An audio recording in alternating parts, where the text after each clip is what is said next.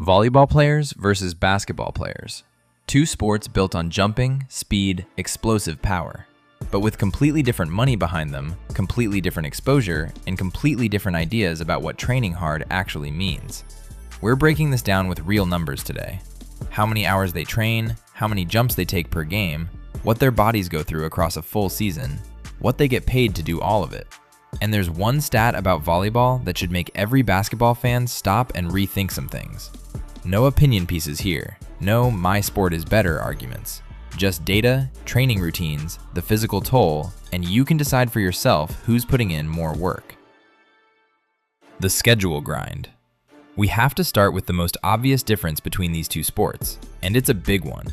The NBA regular season is 82 games packed into roughly 6 months, October through April. That works out to about 3.4 games per week according to sports medicine research. If your team makes a deep playoff run, you can add up to 28 more games, 4 rounds of 7-game series. That means a player on a championship team could play up to 110 games in a single season. Sit with that, 110 games. Steve Kerr, the Warriors head coach, has been publicly pushing the league to cut the schedule to 72 games or fewer. His reason? Injuries.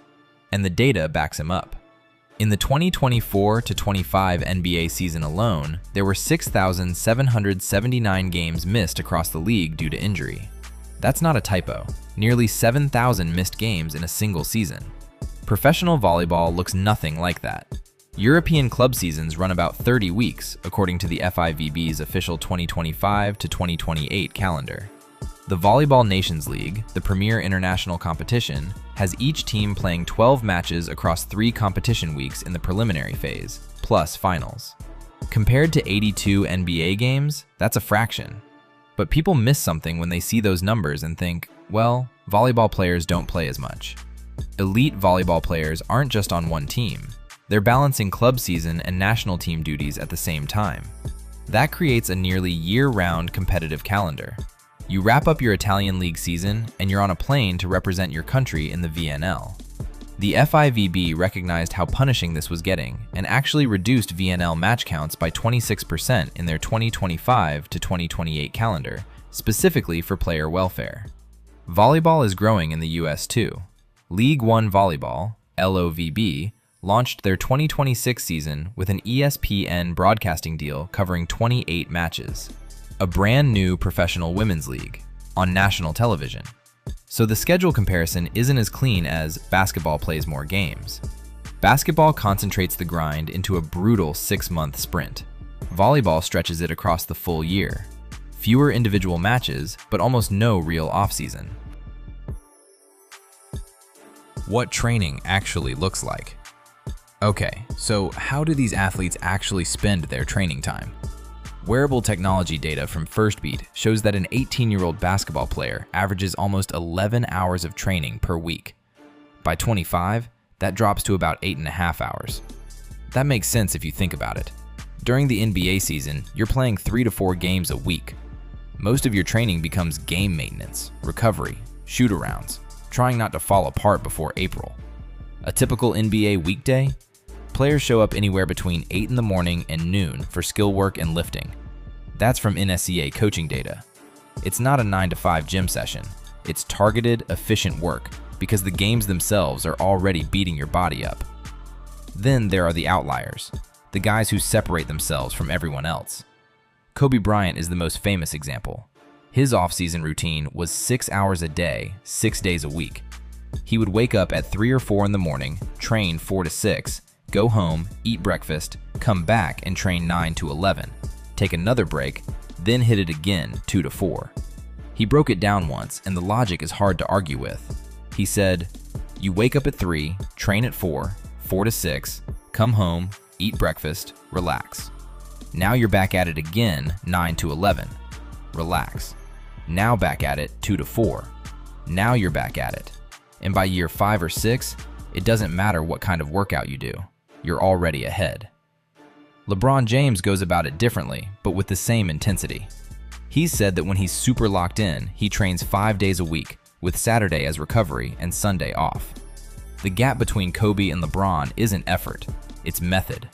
LeBron puts just as much energy into recovery as he does into training. And we'll get to that later, because the numbers behind his recovery program are pretty wild. Now, volleyball.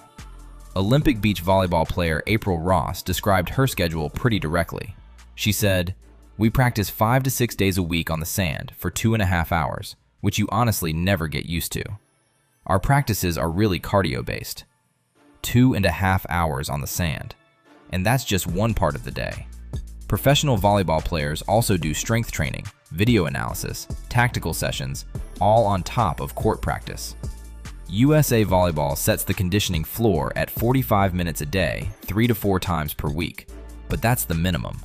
Research cited by Olympics.com found that elite athletes broadly train 5 to 6 hours per day, 5 to 6 days per week. And this is where it gets interesting. NBA players during the season are limited in how hard they can push. Their bodies are getting crushed by the game schedule, so practice time often turns into recovery and light maintenance. Volleyball players, with fewer matches to recover from, can run heavier training blocks.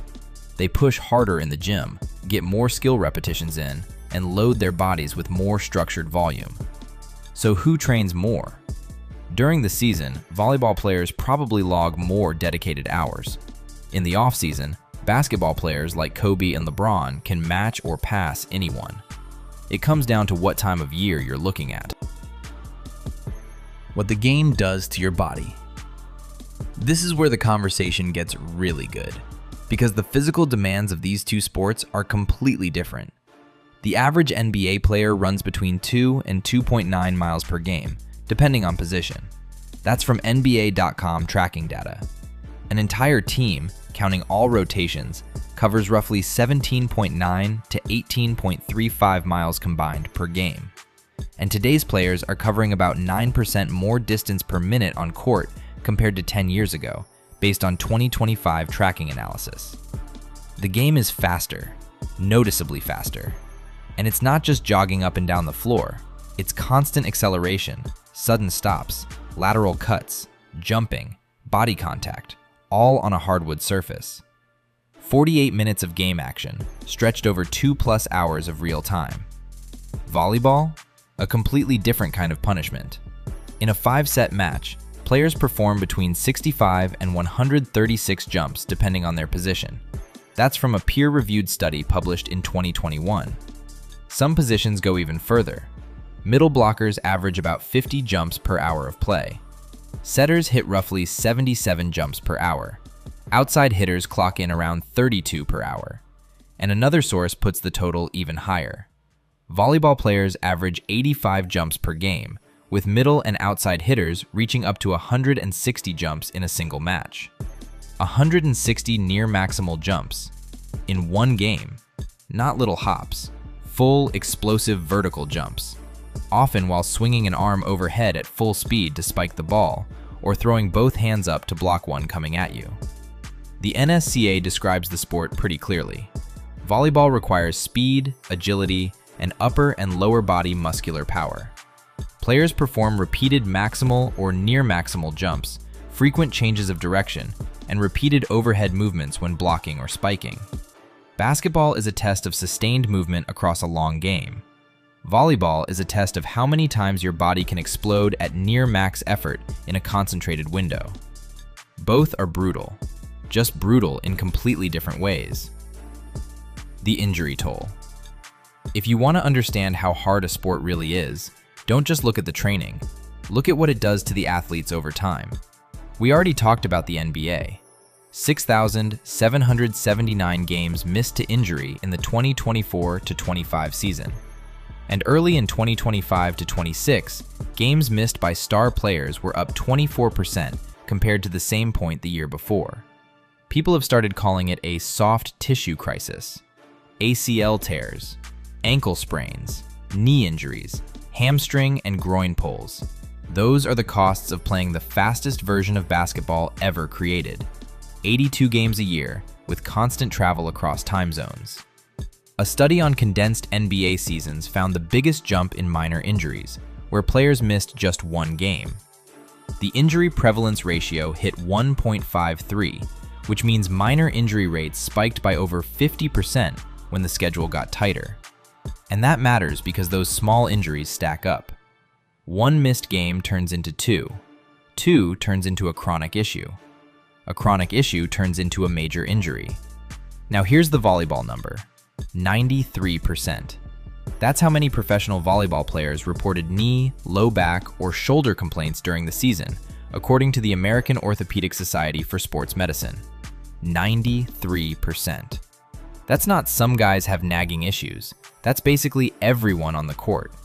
The most common problems were low back at 19%, knee at 12%, and shoulder at 10%. 4-year FIVB data across all age groups showed the ankle was the most commonly injured area at 25.9%, followed by the knee at 15.2%, and fingers and thumb at 10.7%. Then there's jumper's knee. About 40% of elite male volleyball players develop patellar tendinopathy. 4 out of every 10 guys at the top level living with chronic knee tendon pain. And about half of all volleyball athletes develop it at some point in their career. A 2024 study followed 102 player seasons and found something kind of staggering. In any given week during the season, 31% of players had active knee problems. 21% had low back issues. 18% had shoulder complaints. Upper extremity injuries account for 20 to 30% of all volleyball injuries, and roughly 34% involve the shoulder, wrist, hand, or finger. You're slamming your palm into a ball at high speed hundreds of times per week. That wears on you. A FIVB study did conclude that overall injury risk among world-class volleyball players is low compared to full contact sports. That's fair. There aren't the same direct collisions you see in basketball or football, but low acute injury risk and "my body feels fine" are very different statements. When 93% of your peers are dealing with chronic pain during the season, the sport is not gentle. Recovery, the money game. Now, this is where the comparison gets uncomfortable, because it stops being about effort and starts being about what you can afford. LeBron James reportedly spends about $1.5 million per year on body maintenance and recovery. That number originally came from his business partner, Mav Carter, back in 2018. His routine includes cryotherapy, hyperbaric oxygen therapy, Normatec compression boots, massage therapy, and specialized nutrition protocols. LeBron is now over 22 years into his NBA career. He's the gold standard for athlete longevity. And that longevity didn't come out of nowhere. It came because he can pay for a full-time staff whose only job is keeping his body running. NBA teams on their own employ full-time strength and conditioning coaches, sports scientists, nutritionists, physical therapists.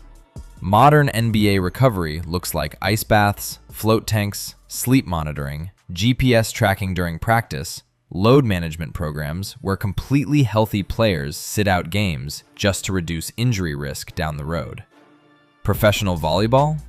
Totally different situation. Outside of major national team programs like the US, Brazil, or Italy, recovery resources are barely funded by comparison. Volleyball players in European leagues usually have access to team physiotherapists and some basic recovery tools, but at a fraction of the NBA's budget. No $1.5 million recovery program. No personal hyperbaric chamber at home. And this connects to the single biggest gap in this entire comparison. The average NBA salary is approximately $8.32 million per year per Statista. Some sources put it closer to $10.5 million. Even the NBA minimum salary starts around $1.1 million. That makes the NBA the highest paying professional sports league in the world. The average annual pay for a professional volleyball player in the US? About $38,562, according to ZipRecruiter. $38,000. Top volleyball players in European leagues, places like Italy's Serie A1, the Turkish league, the Polish league, they can earn more. But that's a very small group at the very top. Most professional volleyball players make a tiny fraction of what even the lowest paid NBA player takes home. Think about what that means day to day. Volleyball players put their bodies through 65 to 160 explosive jumps per match. They deal with chronic knee and shoulder problems at a 93% complaint rate. They train 5 to 6 days a week, often across multiple leagues and national team commitments. And they do all of it without the money to properly recover. No personal chefs, no cryo chambers at home, no million-dollar body budget, a physiotherapist, maybe some ice, and the hope that their body holds together for one more season. That's not a shot at basketball players. They absolutely earn their recovery resources. The NBA schedule demands it, but the gap is real, and it shifts how you think about who trains harder. Training hard isn't only about hours in the gym, it's about what you have to push through and what tools you have to do it. The verdict. So, who trains harder? The case for basketball.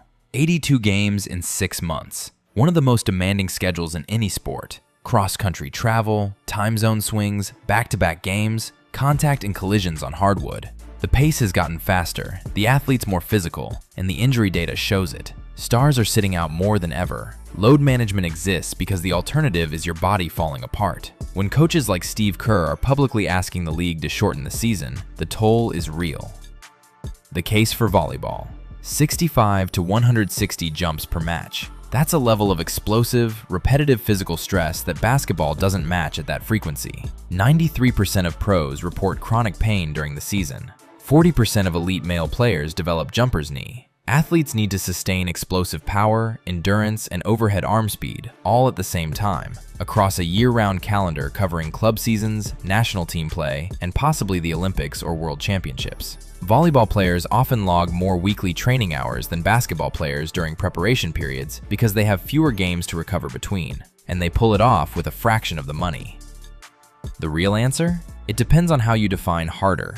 If you're measuring game volume and the travel grind, basketball takes it. The NBA season is relentless in a way very few sports come close to.